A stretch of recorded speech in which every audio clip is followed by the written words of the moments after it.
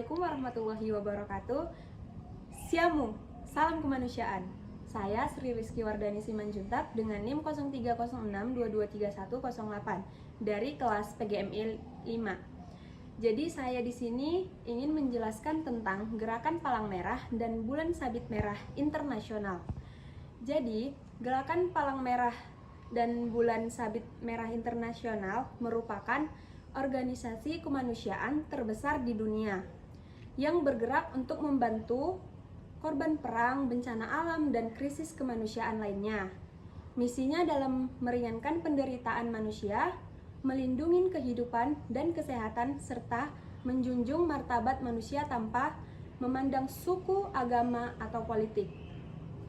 Jadi, sejarah berdirinya Gerakan Palang Merah didirikan oleh Henry Dunant pada tahun 1863 setelah ia menyaksikan penderitaan akibat pertempuran Solferino pada 1859, terkejut dengan kurangnya bantuan medis bagi yang terluka.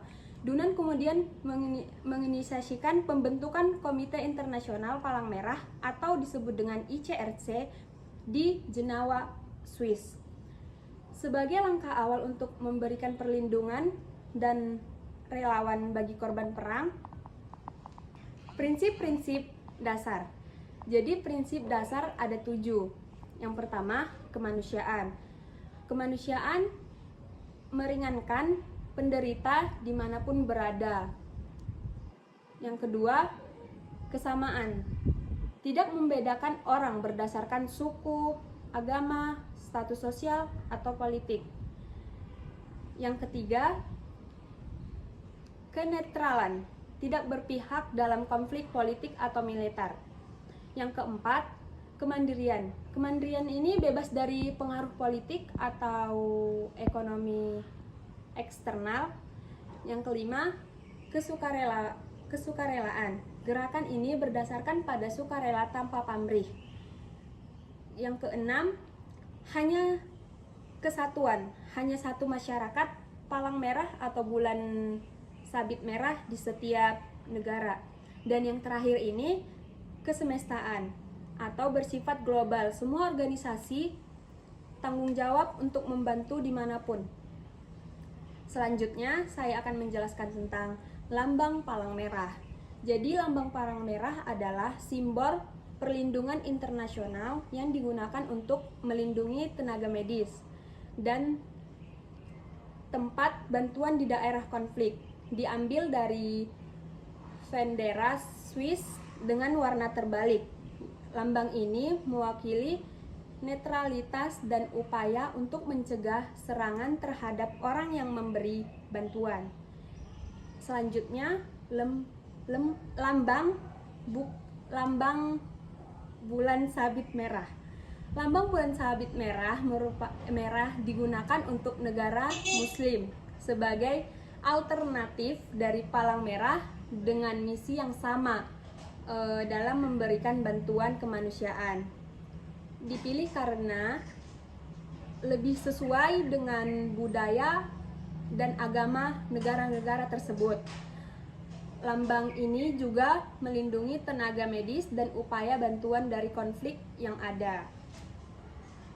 Selanjutnya, komponen-komponen gerakan. Yang pertama, Komite Internasional Palang Merah atau ICRC melindungi korban konflik bersenjata. Yang kedua, Federasi Internasional Palang Merah dan Bulan Sabit Merah atau IVRC menangani bantuan bencana, kesehatan, dan darurat non-konflik. Yang ketiga, masyarakat nasional seperti PMI di Indonesia yang bekerja dengan negara masing-masing untuk memberikan kebantuan kemanusiaan. Selanjutnya, peran ICRC dalam konflik. Jadi ICRC memiliki peran penting dalam menjaga hukum kemanusiaan di medan perang, memastikan perlindungan bagi yang terluka dan terlibat dalam konflik. Mereka juga berusaha membangun dialog antara pihak yang berkonflik untuk mengurangi penderita dan meningkatkan akses bantuan.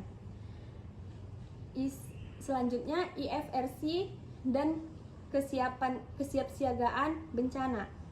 Ini berfokus pada peningkatan kesiagaan bencana di seluruh dunia dengan memberikan pelatihan sumber daya kepada masyarakat. Mereka berupa mengurangi resiko bencana melalui program edukasi dan penguatan lokal sehingga masyarakat lebih menghadapi situasi darurat. Dan dampak sosial masyarakat nasional ini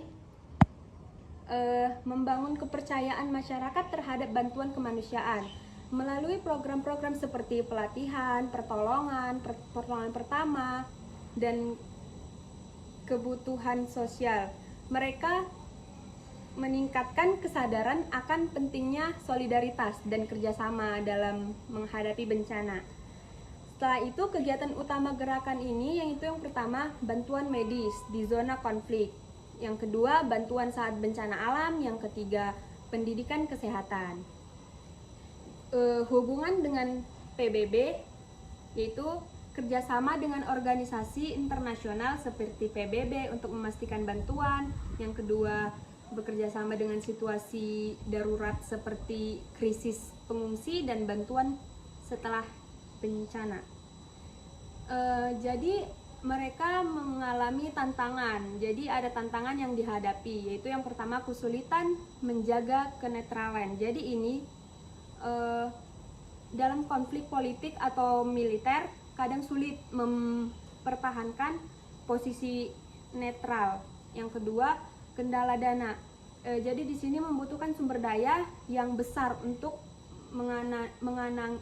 menanganin operasi global. Yang ketiga, logistik atau tantangan dalam mendistribusikan bantuan ke daerah yang sulit dijangkau. Dampak globalnya yaitu internasional telah memberikan dampak signifikan di berbagai negara melalui bantuan kemanusiaan dalam situasi konflik dan bencana, termasuk contoh keberhasilan seperti penanganan krisis, pengungsi, dan respon terhadap bencana alam yang berkontribusi pada perdamaian dan kesejahteraan global. Jadi sekian penjelasan dari saya. Wassalamualaikum warahmatullahi wabarakatuh. Siamu.